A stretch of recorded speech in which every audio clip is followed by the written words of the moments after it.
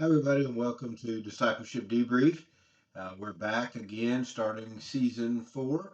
We took a quick break, and we're glad to be back with you. We are now finally, after 3 seasons, getting to what it really means to be a disciple.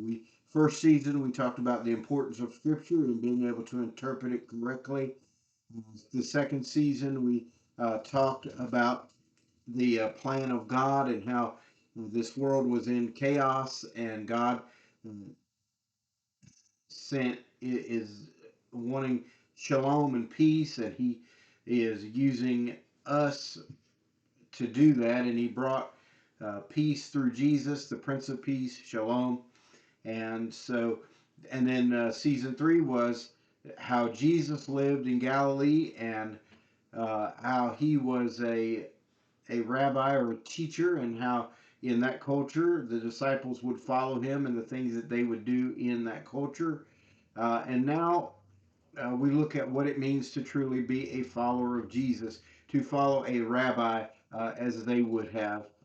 And the first very important thing is education. It was very prized in their world as far as religious education and studying Scripture, studying the Torah, and studying the uh, the the books of the Hebrew Bible.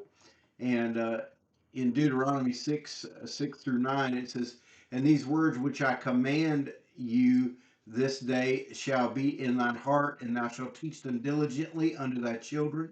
And I shall talk of them when thou sittest in thine house, and when thou walkest by the way, and when thou liest down, and when thou risest up.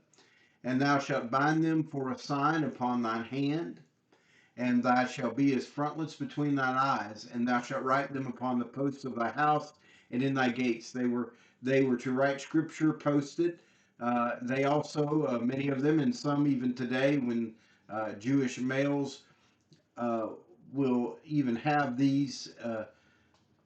But and there's a picture of those in the first century, and there's modern ones. They bound them around their head and their arm. Um, the one on their arm went opposite their heart, and then the one on their head went right between their eyes, and it had scriptures in them. And it was very important that the people of God would be immersed in Scripture. Not only did they go to the synagogues, which were the meeting houses, every village had a synagogue, and in those villages, that's where the Torah was kept and the scrolls were kept. But they also had schools, Beth Sefer, which was the elementary school, 6 through um, about 12 years old, and that was for boys and girls. And they would study scripture, and the women, the girls, would study primarily the wisdom books and the books of Psalms, the songs, because in an adult Jewish household, uh, the worship around the table was not only with the men but the women, and the women had to be familiar with the songs and the singing of it. They were the worship leaders, so to speak, in their home, and also the wisdom books as they helped raise and rear the children. Also, then there was Beth Midrash, which, by the way, throw this in quickly. Education in scriptural and biblical education in Jesus's time and after Jesus's time. It was really getting formulated during Jesus's time, but and it changed a little bit, but it was never required, but it was encouraged. And so after um, a boy was bar mitzvahed and became a man at around 13, there were choices, and this is any age. This could be below 13 to uh, 113, however old you were.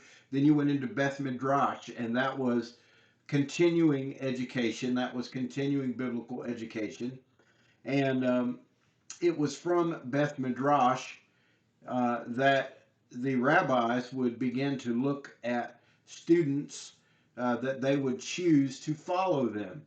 And there might be a student that had a bent toward a certain rabbi, but Jesus chose the disciples, and they followed their rabbi, and they had uh, all of this scripture education that they, especially because of where they primarily lived and worked, that area was known for really being strong in that educational system. And so the disciples weren't novices. Like when they started following Jesus, it wasn't like they didn't know what they were getting into. They knew and saw other disciples following rabbis, following teachers. And although Jesus was the teacher of teachers, the good rabbi, the good shepherd, and his teaching was authoritative and different, it wasn't that this all took them by surprise. They were familiar with it.